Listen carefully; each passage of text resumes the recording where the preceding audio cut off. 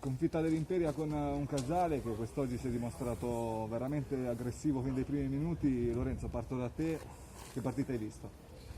Noi l'abbiamo preparata bene perché è un po' di tempo che non facciamo punti e siamo un gruppo veramente caldo, affiatato e è sembrato già da oggi, dal primo minuto. Adesso nello spogliatoio c'è un grande rammarico e anche la scorsa domenica abbiamo preso gol gli ultimi minuti e ci dispiace veramente tanto perché l'abbiamo preparata veramente bene. Giacomo, vengo da te, una partita, tu sei qui da tanto tempo, è un periodo un po' così per l'Imperia, come si può uscire da questa situazione? Ma penso come abbiamo sempre fatto, con il lavoro, lavorando, rimanendo coesi, non mollando mai un centimetro.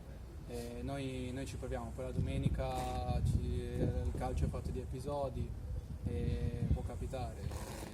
Sapevamo la partita che ci aspettava, vista l'andata, visto che anche l'andata era stata una battaglia, c'era rimasta lì perché comunque all'ultimo secondo ci eravamo mangiati un gol e niente, continueremo a lavorare e siamo pronti per giocare contro il Vado mercoledì e daremo tutto anche lì per portare a casa i 3 punti che ci mancano.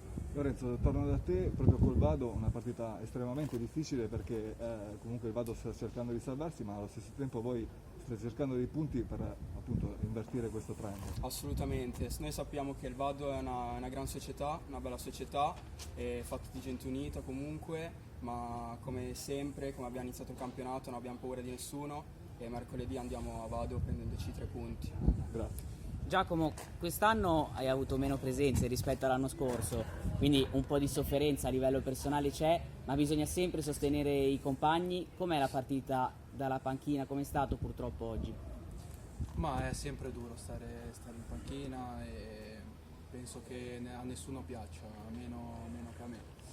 E se vado in panchina vuol dire che il mister fa delle scelte, vuol dire che in settimana vede determinate cose e niente, io cercherò sempre di dare il massimo come ho sempre fatto, spero che questo venga ripagato perché ne ho bisogno e niente.